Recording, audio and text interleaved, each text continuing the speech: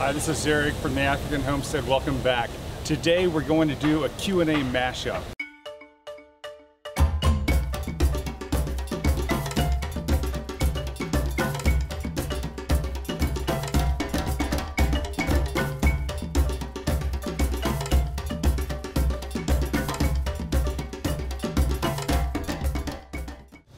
Let me start off by apologizing for the noise. The traffic behind me, I'm taping this during rush hour, which is apparently happening right on the other side of this wall behind me. So some of you may have noticed I didn't post an invitation for questions for my first Q&A that I do on the first day of every month.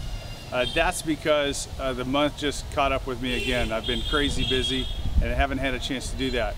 So I thought, well, maybe this is a good opportunity to mash up my Q&A with something else I was invited to. You may have seen on some other homestead channels the 5 questions about your garden, and I also have been invited to participate in that.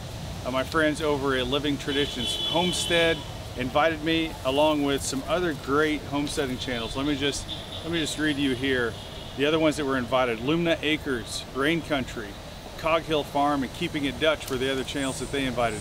You know, those channels, they're kind of rock stars, and so I really appreciate being included in that group. So what I'm going to do today is answer those 5 questions as my Q&A this month, and then next month we'll get back to the regular Q&A type questions and answers. The first question is, why do you garden? And really there are a lot of reasons why I garden. One, I enjoy it. I like getting my hands in the soil. I like growing things. I mean, there's a great excitement in planting some seeds and waiting until they germinate and sprout, and just to see that seed pop up and start to growing from the soil is very exciting. I like to know where my food is coming from. I like to have some control over how my food is treated before it comes on into my kitchen and on my plate. Here in Liberia, it's a whole new ball game. I'm growing things I've never grown before. The tropics is very challenging. I try to grow some of the things that I enjoy back home, but I just love the challenge of it, of gardening, trying new things, seeing what works, seeing what doesn't work, and making an improvement next year, next season. Another reason I garden is to learn and to turn that around and to be able to teach. In the developing world, hunger is a big problem. This country of Liberia, you can throw seeds on the ground and they'll grow, but there's still problems with malnutrition. Some of it's just an unbalanced diet. Some of it is not having access to a variety of foods. So I'm gardening so I can teach people how to garden. So I'm learning what I can here. I'm listening as much as I can here so that I can turn around in the coming years to teach people how to grow healthier foods, nutrient-dense foods, to be able to feed their families and their communities, and also to develop a livelihood in that. The next question is, how long have I been gardening?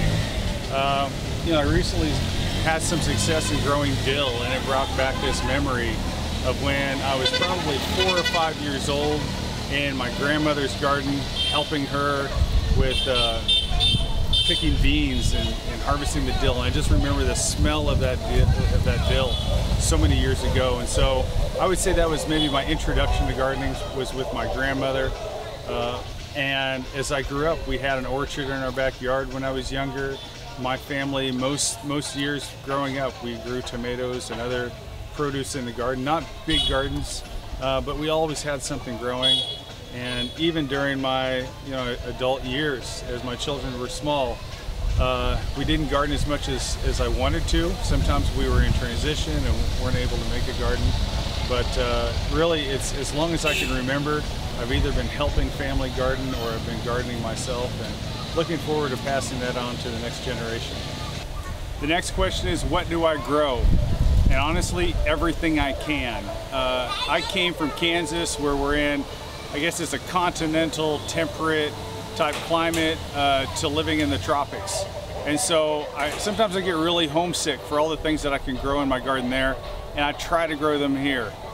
Sometimes I'm successful. I've been able to locate some seeds that I can grow here that are really for kind of a southern environment in the US, and other things I grow that are tropical. But right now, what I have going in my garden, I have some sweet peppers, Some of this is from Southern Exposure Seed Exchange, who doesn't sponsor this, but I'm really impressed with the seeds they provided.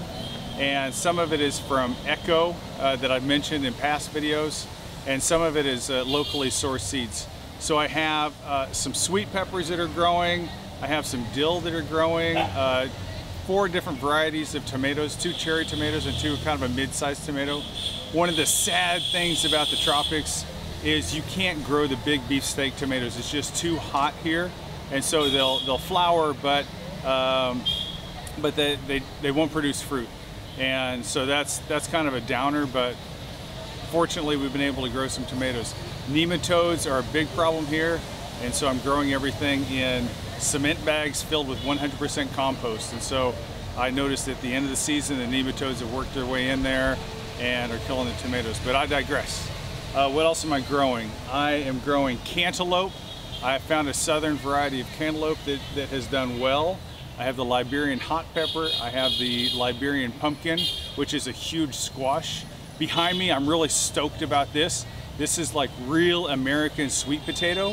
And so I had a friend of mine who lives up country. I mentioned their place, the Agricultural Research Center.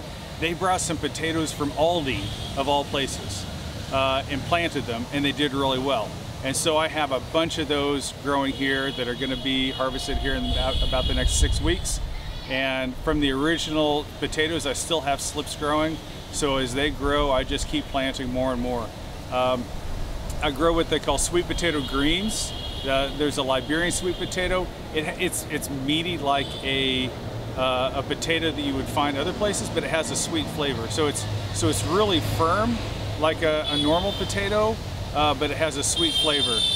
It's a little bit of an acquired taste. I enjoy it in some dishes, and then in other dishes, when you're expecting a plain old potato, it doesn't really fit. But we use the greens to feed our animals. We also eat the greens, not the ones out of our garden. I'm just reserving those to feed my goats and chickens and rabbits. But we have those going. Let's see, what else do I have? I have corn. I've grown a sweet corn variety, and it's done okay. Again, I have to grow it in 100% compost for it to produce. It's supposed to grow up to 7 feet tall, and mine get about 4.5 to 5 feet tall.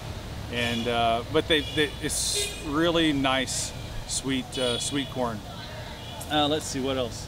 Oh, I have avocados that I'm growing. I have 2, 4, 6, 8, about 10 avocado trees that I've started. I'm getting ready to plant some cashew trees. Yeah, if we want to get into the tree section, I have mangoes. I have coconuts. I have cinnamon, which I'm getting ready to harvest cinnamon. I'm going to make a video on that. Let's see what else. I have oil palm, which produce a red palm nut that you can use to make red oil or palm oil. And you can also use the meat of that to make a dish, a Liberian dish called palm butter. Let's see, what else do I have here? I grow moringa. There's some other things that we grow. But I think, yeah, I think right now, oh, papaya. We have papaya growing. And yeah, there's other stuff that we've tried in the past, a little success, a little failure. But we tried zucchini, and it got a really bad case of powdery mildew, and that was very disappointing because it looked beautiful until that happened. But you know, that's again, trying to grow something from North America in the tropics is very challenging. I haven't given up on that yet, but I also know that the cards are stacked against me. So those are the main things I grow. When we move up country, basically, it's going to be focused on tropical foods. I want to plant a food forest, and so there's just going to be a huge variety of trees between tree nuts, tree fruit, and those things. So really looking at perennial crops over annual crops. Our kitchen garden will have lots of annuals, but in the long-term permanent forest, food forest that we're planting, really want to focus on perennial vegetables and perennial fruits and nuts and things like that. The next question is, what is your favorite thing to grow? And 2 things come to mind. First is whatever I'm eating right now. That's really what I enjoy the most, is when I harvest something from the garden and being able to eat it. Eat it fresh is so good compared to what you buy. Even in the local markets, things that are grown in Liberia on the farms, By the time they make it to the local market, they're already starting to lose some of their quality. But when I come and pick a Liberian hot pepper off my plant, and I take it in and it's so shiny and glossy and firm and fresh, it's just amazing. And so really, whatever I'm eating from my garden is really the favorite thing. And the second thing I would say is my favorite thing to grow is compost. And that's not an answer you might expect, but compost is something that as you grow it and develop it and finish it, it's what makes your garden successful. It is what makes it so beautiful and healthy and tasty, is the good compost. And so I really do enjoy growing good compost. And the final question is, why do you make YouTube videos? And that's something I had to think about for a little bit. Why do I do this? And I want to say one reason is I really enjoy it. I like the creative process. For me, it's a creative outlet. I've done photography before and enjoyed that.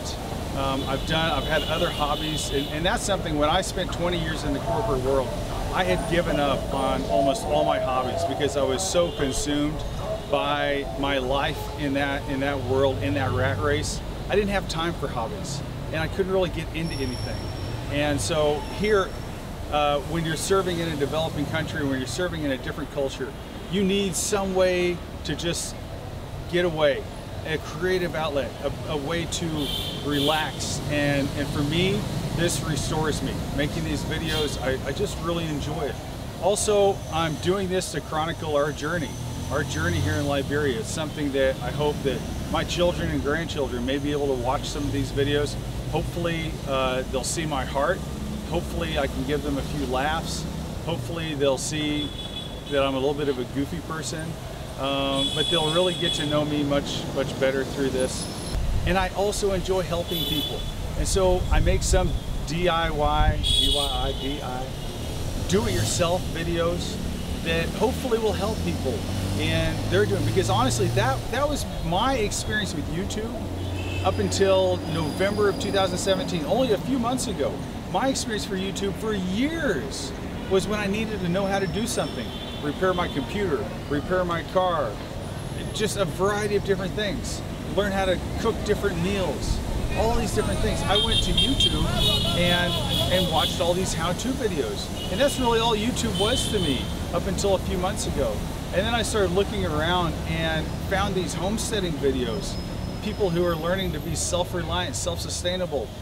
Watching channels like Justin Rhodes, Living Traditions Homestead, Arms Family Homestead. There are just some amazing, amazing channels out there that I really enjoy. Art and Breed is another one. And so I'm just honored to take part in this. You know, when I was doing photography, again, as a hobby, as a creative outlet, I was doing this on Instagram, I had a Facebook page, a lot of different things. Interaction was minimal at best. A lot of just robo responses, very impersonal. It just wasn't that interesting, and it wasn't that rewarding. But when I started this YouTube channel, I was amazed. Sorry about that.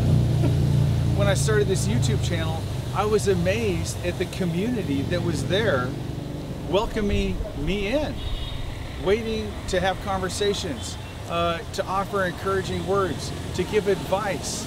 It's just amazing, some of the people out there. White House on the Hill, he has been such an encouragement. That family has been so encouraging. And again, I shout out Living Traditions Homestead again. They have been so encouraging in the development of this channel and my content and giving advice, and just amazing, amazing people. And so I'm really thankful to be part of this. The community is really what has pulled me in and kept me here.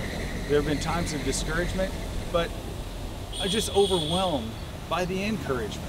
And so I really, really appreciate all the homesteading channels out there who just want to see people succeed and want to see them really enjoy their time on YouTube. So I just want to say thank you to all of them. You know, at the end of this video, I'm going to have a list of a few channels that I'm going to challenge to take this.